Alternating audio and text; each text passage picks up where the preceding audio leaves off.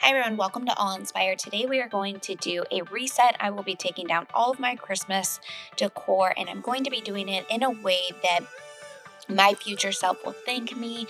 This is not a hard process to do, but I want to make sure that I get all this decor packed away so that next year when I pull it all out, it is not chaos and clutter. I'm starting off with the tree. I'm just going to go ahead and pull all of the ornaments off up here. I actually don't take down the full tree because unfortunately it's quite tall and rather hard. So I actually have to get some help to take that down, and we just tip it over on its side and kind of pull it apart and then store that away in our attic. And a little bit later, I will be showing you where I store all of the rest of the items, but I put them all in these totes. It really doesn't matter what kind of tote, it's just your personal preference. You can use clear, you can use red and green for the holiday. You can do whatever it is that makes your heart happy. I already have these clear ones and I have shelves in the basement that actually fit these clear tubs perfectly. So that is what I use.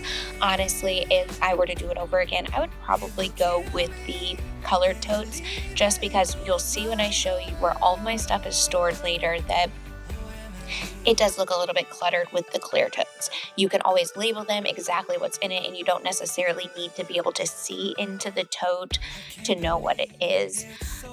But ours are in our basement, and it's really not that big of a deal. So I don't mind that they're clear. But if you're buying new products, I would personally go for the colored totes because when you store them away, it looks less cluttered. And if that's something that you're a visual person, that may be more ideal for you. But I hopped out on the porch. I'm taking down all that stuff out there. It's going to be really, really cold soon, which is exactly why we got this electric fireplace. My husband has a lot of issues with allergies, so we can't burn a real fire. We had this fire wood burning stove here. So we went ahead and purchased this insert from I think Home Depot or Lowe's, and it was very, very inexpensive. I thought in order to get a gas fireplace, we would have to spend thousands of dollars, and I think we spent like 300. It was so inexpensive.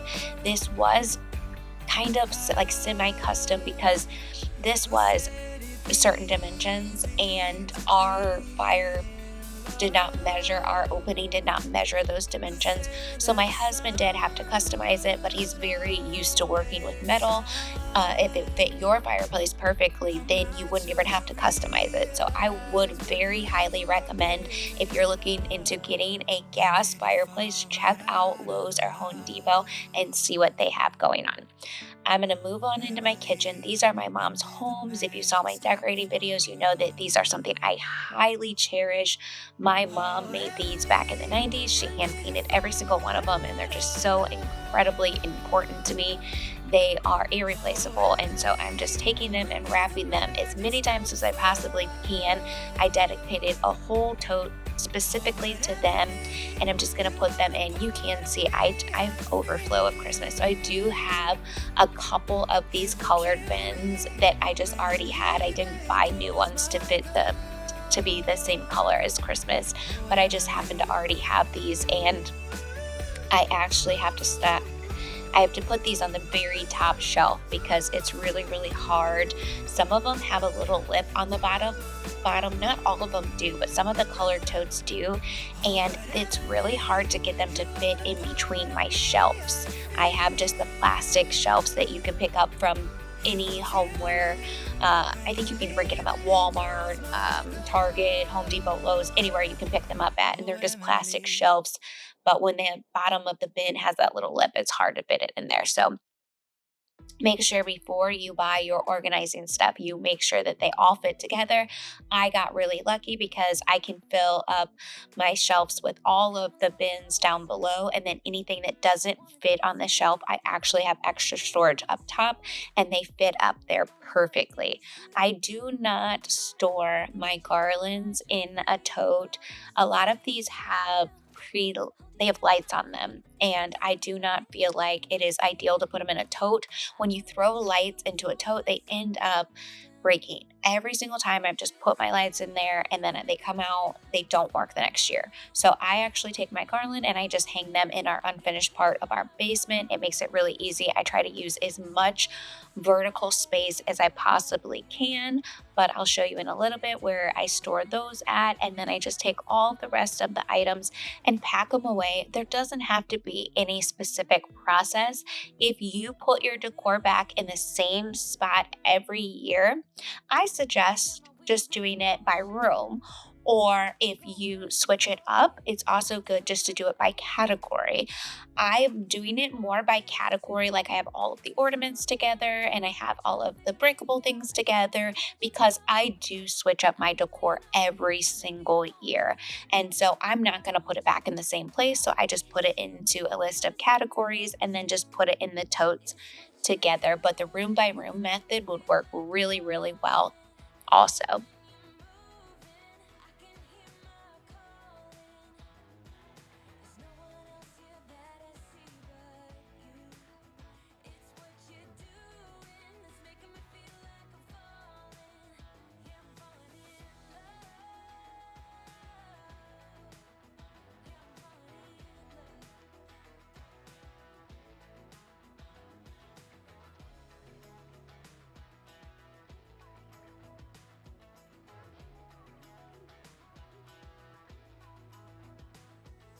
I wanna kiss you before the sun goes down.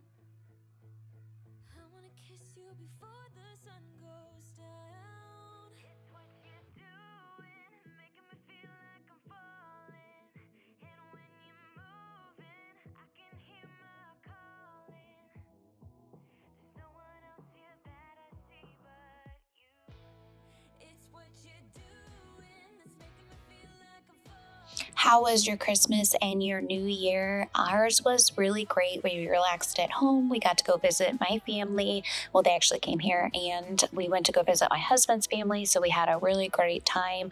We also had a lot of things going on. I'm not going to talk about it in this video just because this isn't a very long video and I want to go a little bit more in depth. But we did have some personal issues that happened. And so I will be talking about that in my next video.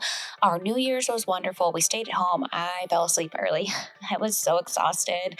We actually went out and we bought a new car New Year's Eve and we were there for like 3 hours and I was just super tired when we got home and I ended up falling asleep. And then the next night we kind of celebrated New Year's. My husband has to go to work, so we don't stay up late or go out or anything like that. But we did just kind of hang out with each other. We had some munchy food and I made nachos in the oven. That they were great. I actually found those from Jamie's Journey. She's amazing. Love her channel. Loved the nachos. And I made margaritas and we just kind of hung out, watched TV and enjoyed ourselves. And so that was what we did New Year's Day. We didn't have the kiddos, so we just kind of hung out with each other and enjoyed ourselves. I'm taking down some of the stuff that I put up that I didn't show you during the Christmas season because of how aggressive the lights were. You saw it for a second before I unplugged it, but man, oh man, were those really vibrant on camera. So if you get nauseous, please look away for a second because it gets so bad.